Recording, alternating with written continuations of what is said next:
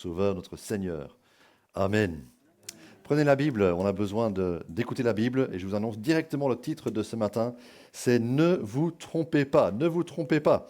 Ne croyez pas à un mensonge. Ne croyez pas à une illusion. Ne croyez pas à quelque chose de faux. Mais en disant cela, je suis bien conscient que beaucoup de vous, vous allez dire, mais nous, on n'est pas dupes, ça ne nous concerne pas. Vous pouvez penser que vous n'êtes pas quelqu'un de facilement trompé. Quand vous entendez quelque chose, vous savez si c'est exagéré ou pas. Vous sentez si quelqu'un est en train d'essayer de vous tromper. Vous voyez à travers les ruses. Vous êtes assez sage peut-être. Même avec la Bible, il n'est pas facile de vous duper parce que vous connaissez bien la Bible. Et vous ne croyez pas en une erreur. Vous pouvez discerner dans un enseignement le vrai du faux. Là où vous n'êtes pas d'accord dans un discours et donc vous n'êtes pas dupe. Pourtant, selon Jacques, vous pourriez quand même être trompé. Car spirituellement, il pourrait y avoir quelque chose que vous n'avez pas compris. Ou vous pourriez avoir une mauvaise réaction, vous entendez la vérité, vous avez une mauvaise réaction qui n'est pas correcte et donc vous êtes en train de vous tromper. La semaine passée, nous avons parlé de la manière dont nous réagissons dans les épreuves.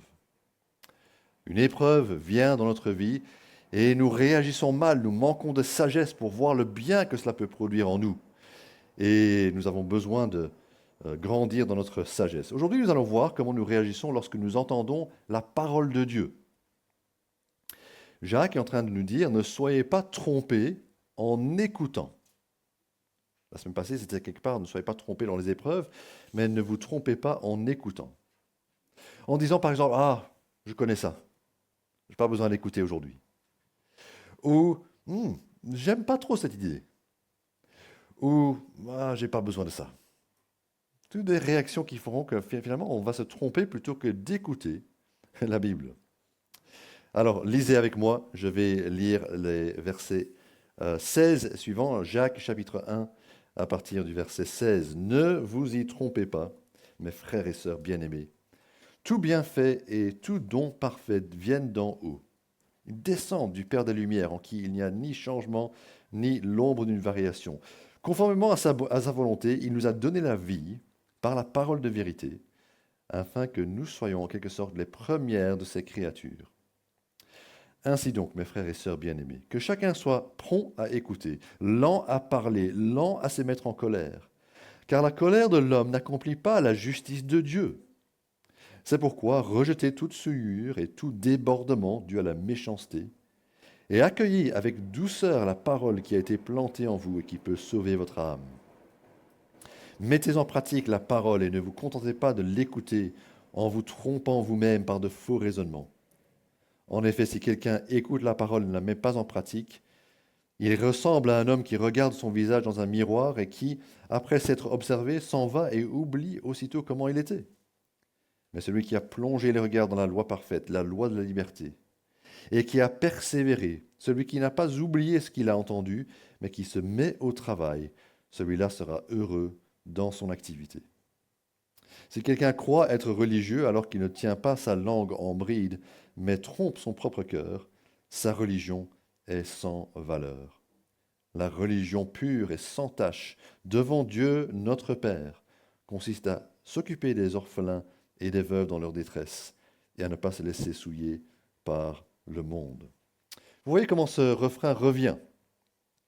Verset 16, ne vous y trompez pas.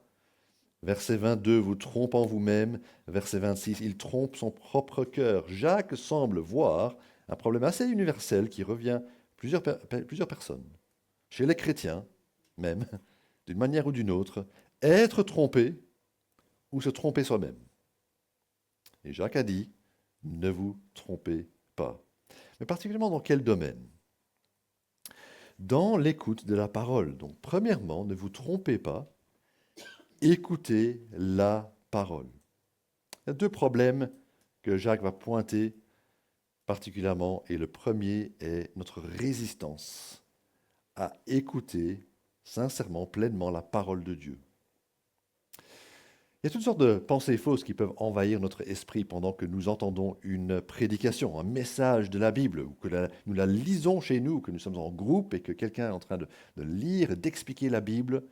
On entend le message de la Bible, mais on peut penser, ah, ça c'est pas bon pour moi.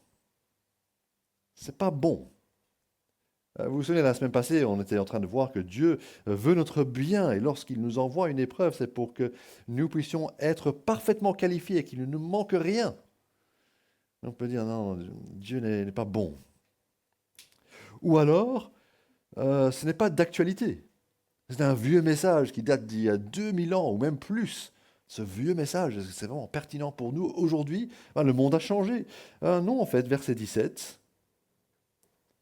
Tout bienfait et tout don parfait viennent d'en haut, ils descendent du Père des Lumières, en qui il n'y a ni changement ni l'ombre d'une variation.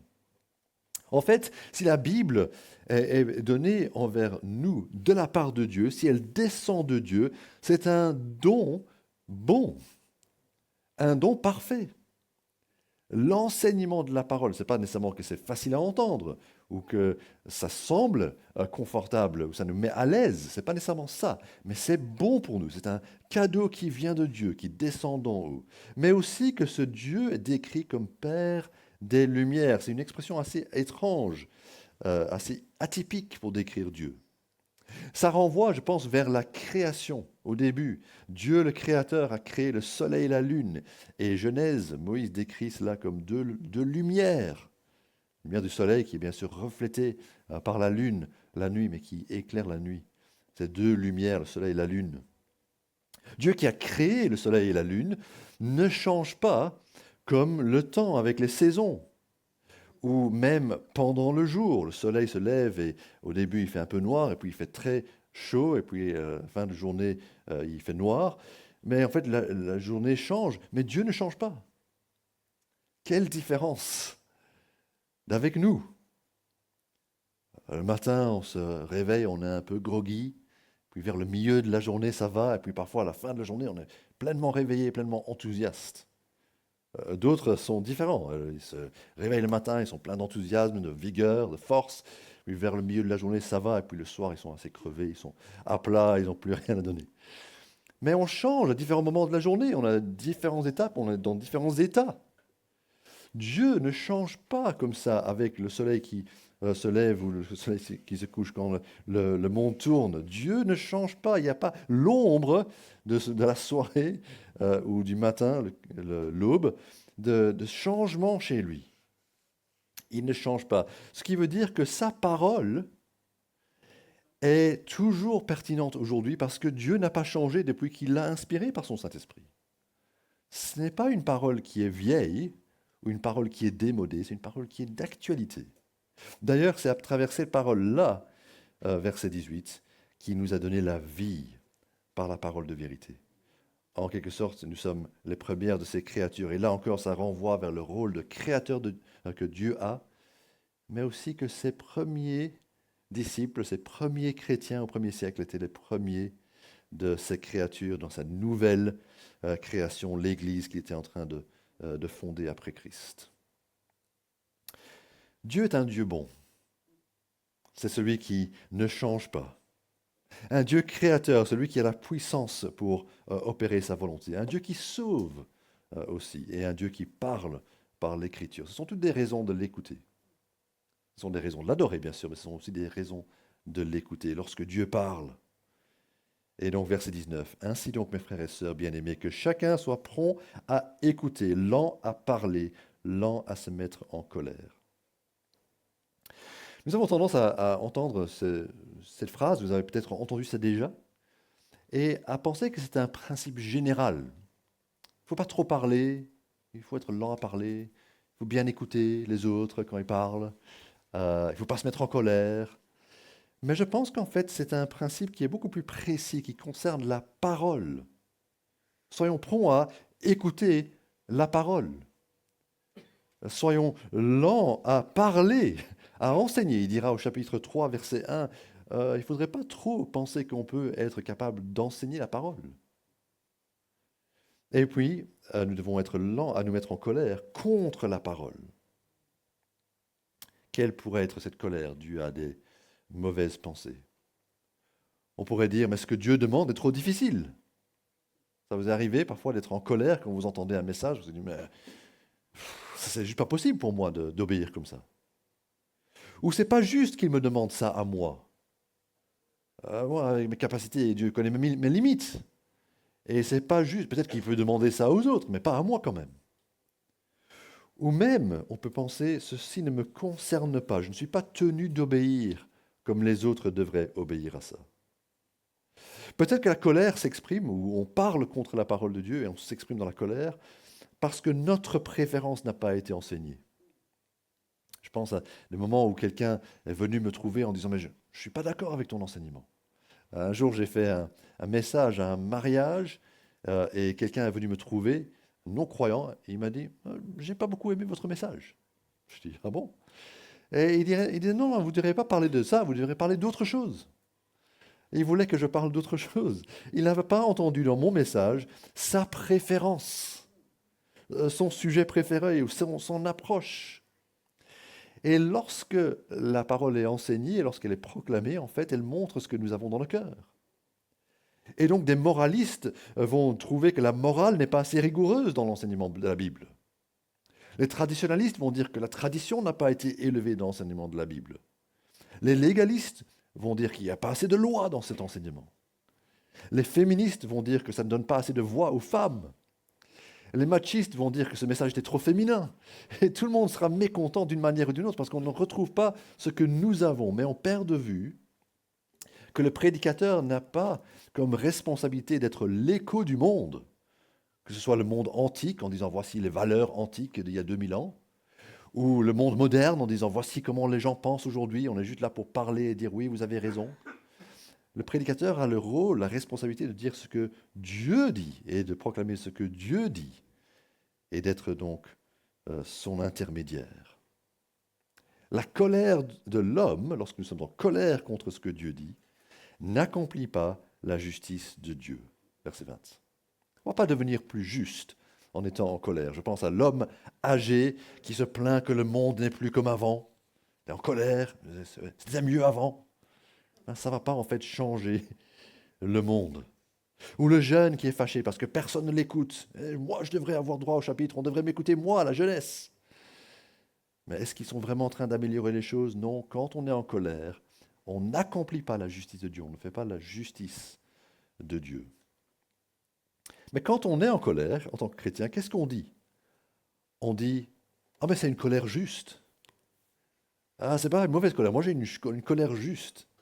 Vraiment? Alors je sais que c'est possible. Jésus avait une colère juste, Dieu a une colère juste. Parfois, c'est vrai qu'on a une colère juste parce qu'on est indigné par ce qui fait offense à Dieu. Mais en général, est-ce que ce n'est pas vrai que tu es offensé parce que tu es juste fâché contre quelqu'un? Quelqu'un t'a blessé, toi. Ou tu n'aimes pas que ton péché soit dénoncé dans l'enseignement de la Bible. Et ça te rend mal à l'aise. Le problème est bien chez nous. Alors ça nous empêche de lire la Bible. Ça nous empêche de venir à l'église. Ça nous empêche de prendre à cœur la parole. Alors face à ce diagnostic que fait Jacques de notre cœur, il voit qu'on est plutôt prompt à parler contre Dieu ou à résister même avec la colère. Il y a un remède, verset 21. C'est pourquoi rejetez toute souillure et tout débordement dû à la méchanceté et accueillez avec douceur la parole qui a été plantée en vous et qui peut sauver votre âme. L'enjeu est là. Ça peut sauver notre âme si on écoute bien la parole. À chaque vol, je pense aux avions parce que je prends un avion demain pour aller en Écosse. Il y a quelques minutes au début du vol où les hôtesses de l'air vont expliquer la procédure d'évacuation. Alors voilà, les sorties de secours sont là-bas, etc. Et puis il y a une rampe qui va, vous ouvrez la porte, et puis il y a une rampe qui va descendre. Et en fait, est-ce que les gens écoutent? Certains disent, pourquoi est-ce qu'il y a ça? On est en train de perdre du temps là. Pourquoi est-ce qu'il nous dérange en parlant de ça? Je veux juste lire mon livre, je veux juste regarder par la fenêtre l'aéroport, etc. avant de partir. Imaginez que maintenant, pendant un vol, il y a un problème technique et ils disent, voilà, à l'atterrissage, l'aéroport est fermé et donc on va juste atterrir dans 1 heure dans un champ. Et je vais juste vous rappeler la procédure d'évacuation. Je pense que tout le monde serait en train d'écouter vraiment attentivement à ce moment-là, si l'hôtesse de l'air disait ça. Dans 1 heure, atterrissage dans un champ, évacuation de l'avion. On fait comment? On serait super attentif parce qu'on saurait que ça dépend, notre salut en dépend. Eh bien, c'est pareil avec la parole. La parole peut sauver votre âme. Et donc, on devrait venir à l'église, ou venir à la parole, ou venir au groupe de maison, pas en disant, viens, de quoi est-ce qu'on va parler ce soir? Mais, mais qu'est-ce que Dieu a à nous dire? Avec une attente, une soif, une attention particulière. Nous voulons être régulièrement là, au rendez-vous, pour entendre la parole, que ce soit chez nous ou le dimanche, pour écouter la parole régulièrement, et sans résister, sans se faire des excuses, pour dire, oh, ça ne s'applique pas à nous. Non, vraiment l'écouter, pour prendre la parole à cœur. Jacques nous dit, ne vous trompez pas, écoutez la parole. Mais Jacques comprend que ce n'est pas tout. Et donc l'autre défi qu'il est en train de nous annoncer, c'est ce que Jacques a dit, ne vous trompez pas, mettez en pratique la parole. Verset 22, mettez en pratique la parole et ne vous contentez pas de l'écouter en vous trompant vous-même par de faux raisonnements. Ne vous trompez pas. Et donc, le deuxième problème là est de penser, ah ben voilà, je suis venu à l'église, j'ai écouté la parole, c'était bien. Je lis ma Bible, j'écoute les prédications, donc j'écoute même la parole avec enthousiasme. Moi, c'est bon. Je n'ai pas besoin de changer quoi que ce soit parce que je fais déjà bien. Tu pourrais même penser que les prédications sont très belles, elles sont édifiantes, c'est bien, on enseigne la Bible ici à l'église, et te tromper sur ta situation si tu ne mets pas en pratique ce que tu entends. En fait, Jacques sait que tu risques d'oublier ce que tu as entendu. Un homme qui regarde dans le miroir, dit-il, c'est l'exemple qu'il prend, et il voit qu'il doit se raser ou qu'il doit se laver le visage ou qu'il doit utiliser un peigne pour ses cheveux. Mais s'il oublie ce qui doit changer, ben, il ne va rien changer. L'utilité d'avoir un miroir qui nous renvoie une image correcte de qui nous sommes, c'est pas simplement pour dire ah oui, mais c'est pour changer. C'est qu'on doit se mettre en activité. Donc il utilise cette expression pour exprimer que quelqu'un peut faire le premier pas, écouter, avoir une vision juste à travers la parole, et puis ne pas aller plus loin. Et c'est pas aller dans la bonne direction. Il va croire que tout va bien, verset 26. Il se croit être religieux, il croit être en relation avec Dieu. Mais il trompe son propre cœur. Et là, il vit dans une illusion qu'il s'est donnée. Alors, lorsqu'il parle de religion, ici, ça peut nous surprendre. Un pasteur américain, Kevin DeYoung, a écrit un article intéressant sur le mot religion, en expliquant que pour nous, les évangéliques, on n'a plus tellement l'habitude d'utiliser ce mot. On a une perception un peu négative de ce mot. Nous préférons parler de notre relation vivante avec Dieu que de notre religion. Or, en fait, le mot religion n'est pas un mot qui pose problème. Jacques emploie le mot religion au verset 27 pour quelque chose de pur et sans tache devant Dieu notre Père. Et en fait, il va nous aider à comprendre que la religion n'est pas simplement une question de doctrine, de ce que je crois. Je crois que Jésus est le Fils de Dieu, je crois que Jésus est le Sauveur que Dieu a envoyé dans le monde, tout ça, ce sont des choses vraies que je crois. Mais la religion est en fait une question de comportement, d'action. C'est la pratique, comme toujours chez Jacques, qui va montrer si on a compris ce que Jacques a dit. Imaginons quelqu'un qui s'appelle Hugo l'hypocrite. À première vue, Hugo semble être un chrétien. Il dit qu'il est croyant. C'est dimanche et le voilà à l'église. Et sa religion est très importante pour lui. Quand les autres parlent de leur foi dans son cercle d'amis, il y a ceux qui représentent la foi islamique ou ceux qui représentent la foi judaïque, ben lui, il va défendre la foi chrétienne, la foi en Christ. Mais Hugo a-t-il vraiment la foi? Comment le savoir? En fait, Jacques va nous proposer 3 signes qui vont nous indiquer que Hugo est réellement un chrétien ou pas. La première question, c'est est-ce qu'il tient sa langue en bride ou pas, verset 26. Est-ce qu'il arrive à maîtriser ses mots? Est-ce qu'il dit des exagérations? Une fois qu'il commence à parler, hop, ça dévie de la vérité. Est-ce qu'il dit des choses méchantes? Il n'arrive pas à se retenir quand il parle. Il dit des choses méchantes. Peut-être des choses sur les autres.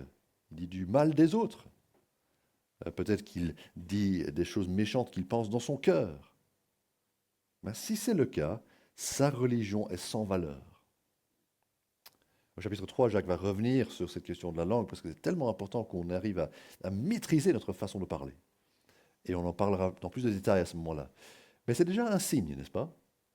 Si on n'arrive pas à maîtriser notre parole, notre bouche, c'est un signe que notre foi n'est pas vraiment vigoureuse ou vivante, mais plutôt que nous avons une profession de foi, simplement. Deuxième question que Jacques pose, c'est est-ce qu'il s'occupe des orphelins et des veuves? Que fait-il pour les plus vulnérables dans la société? L'orphelin n'a personne pour le défendre. Et il n'y a personne qui pourvoit pour la veuve. Alors dans leur société particulièrement, ces personnes risquaient d'être exploitées par les autres. Elles étaient dans la détresse, elles étaient dans le besoin. Et Dieu, notre Dieu, est décrit en Deutéronome 10, 18 comme le Dieu grand, fort et redoutable. Il fait droit à l'orphelin et à la veuve. Il aime l'étranger et lui donne de la nourriture et des vêtements. Ça, c'est notre Dieu. Donc si nous disons, oui, oui, je suis religieux, je crois en ce Dieu, le Dieu de la Bible, quelle est mon attitude, quelle est notre attitude envers les pauvres, les démunis, les personnes vulnérables, les personnes fragilisées par la vie? Et puis troisième question, au verset 27. Est-ce que Hugo arrive à résister au monde? Parce que le monde qui nous entoure, avec ses plaisirs, avec sa façon de penser, avec ses tentations, va essayer de nous façonner à son moule.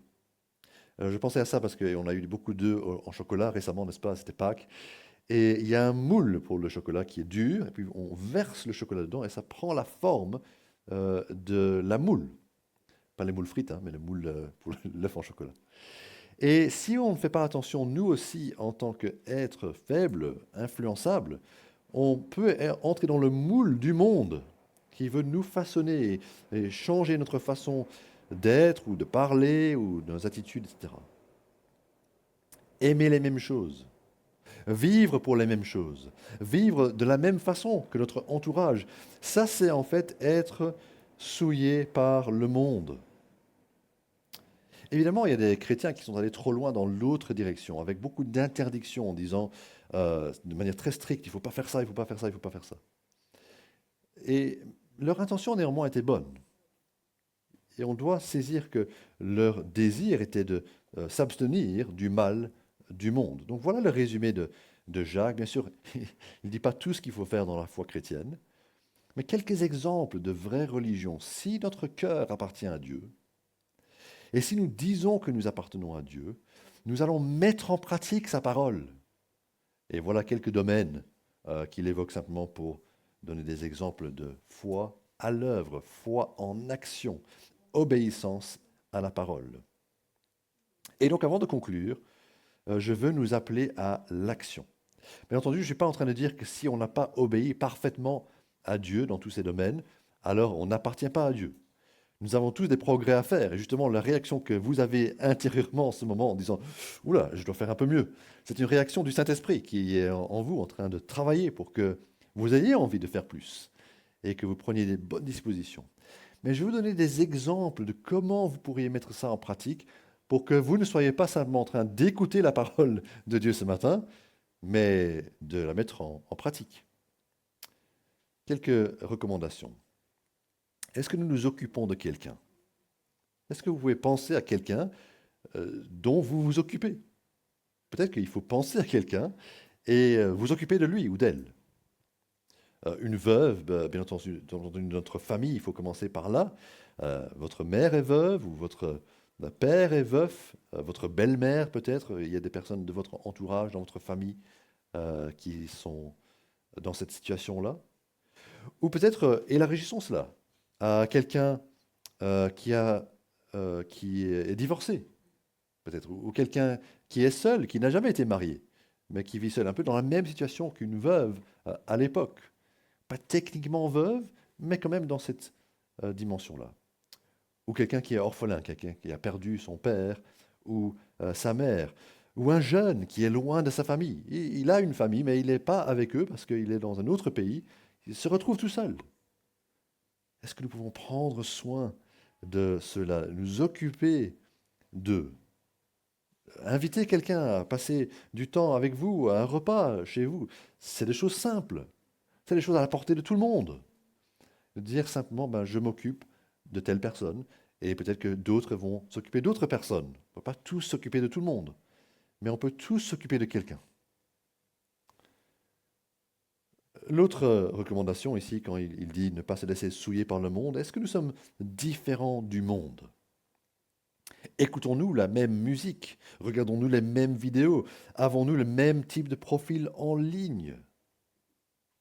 Est-ce que nous sommes tout simplement en train de nous recommander comme les autres sont en train de se recommander? Y a-t-il des limites dans ce que nous regardons? Pour dire, en fait, là, je ne veux pas regarder ça parce que je veux éviter d'être souillé. Ou est-ce qu'on dit, ben voilà, je suis libre, je fais ce que je veux? Y a-t-il des différences dans nos aspirations? Ou est-ce que nous voulons simplement être populaires et riches? Tout le monde veut être populaire et riche. Est-ce que les gens diraient donc de vous, il est différent, elle est différente? Ou, ah, il est exactement comme nous? Est-ce qu'on s'est laissé façonner par le monde pour être semblable, pareil au monde? Ou est-ce qu'il y a encore cette différence entre nous et le monde? Des choses à travailler, des choses, des décisions, des petites décisions, des grandes décisions à revoir pour mettre en pratique la parole et pour nous distinguer de notre entourage, même si c'est que Dieu qui le sait, bien sûr, les limites de notre cœur et notre aspiration et nos attitudes, etc. C'est parfois intérieur. On veut travailler ça avec Dieu. Change mon cœur, change mes attitudes. Mais on termine par une bénédiction. Les bénédictions dans la Bible sont formulées heureux celui qui, n'est-ce pas? Et il y a une bénédiction qu'on vient de lire, mais on l'a peut-être zappée. Alors on revient au verset 25. Celui qui a plongé les regards dans la loi parfaite, la loi de la liberté, et qui a persévéré, celui qui n'a pas oublié ce qu'il a entendu, mais qui se met au travail, celui-là sera heureux dans son activité. Heureux, béni dans son activité, parce qu'il fait. Quelle est cette bénédiction? Il dit, ben, tu lis la Bible, tu plonges tes regards dans la loi parfaite. Et la loi, c'était l'expression que les Juifs utilisaient pour la Bible, la loi de Moïse, et puis toute la Bible était appelée la loi, n'est-ce pas? Ici, c'est la parole de Dieu. On plonge nos regards dans cette loi. Et puis, après avoir regardé attentivement, on n'oublie pas ce qu'on a entendu, on le met à l'œuvre. On se met à l'œuvre, on obéit, on vit pour Jésus. Alors ça, c'est le chemin du bonheur. Jacques est en train de dire que si nous pouvons pratiquer cela, si nous pouvons marcher dans l'obéissance à la voix de Dieu, à sa parole, alors nous serons heureux. Parce que nous verrons que notre vie est alignée, ce que nous croyons et ce que nous voulons et ce que nous disons et notre comportement va dans la même direction. On est en train de vivre pour le Seigneur. Alors ne vous trompez pas. Il y a beaucoup de bonheur, beaucoup plus de bonheur à vivre pour Dieu que de vivre à moitié-moitié. Ne vous trompez pas, écoutez la parole, ne vous trompez pas, mettez la parole en œuvre, en activité.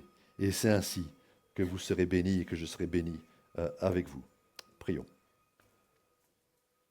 Notre Père, nous voulons te remercier pour cette parole si claire, si simple qui nous parle aujourd'hui. Merci que toi, par ton Saint-Esprit, tu fais de cette parole une parole vivante, une parole qui est vivifiante et qui nous change.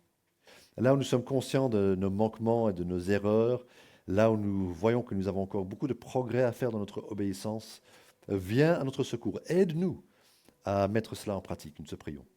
Et que nous puissions être pleins de reconnaissance, mais aussi heureux et bénis par notre obéissance à ta parole. Nous te prions au nom de Jésus. Amen. Alors nous allons chanter maintenant, je vais inviter le groupe à venir devant. Et pendant ce chant, nous allons prendre notre offrande. C'est le moment où nous donnons ce que nous avons décidé de donner à Dieu. Il y a les sacs qui vont passer pour les offrandes, mais il y a aussi le lecteur de cartes au fond de la salle. Et après, si vous voulez, vous pouvez utiliser le lecteur de cartes plutôt que de donner dans les sacs. Ce chant, en fait, dit Parle-nous. Mais alors, Dieu vient de nous parler. Nous croyons que Dieu nous a parlé à travers la parole. Mais en fait, ça exprime, ça nous permet d'exprimer devant Dieu l'attitude que nous voulons avoir, l'attitude que nous voulons cultiver, d'être réceptif à la parole de Dieu, d'être prêt à être obéissant à la parole de Dieu. Et donc, c'est un bon chant pour clôturer ce moment d'écoute de la parole, que nous disons, oui Seigneur, parle-nous, et que nous puissions être des enfants obéissants. Après avoir fait ce chant, avoir chanté ce chant et avoir fait les offrandes, nous allons passer à la table du Seigneur. Donc, levons-nous pour chanter.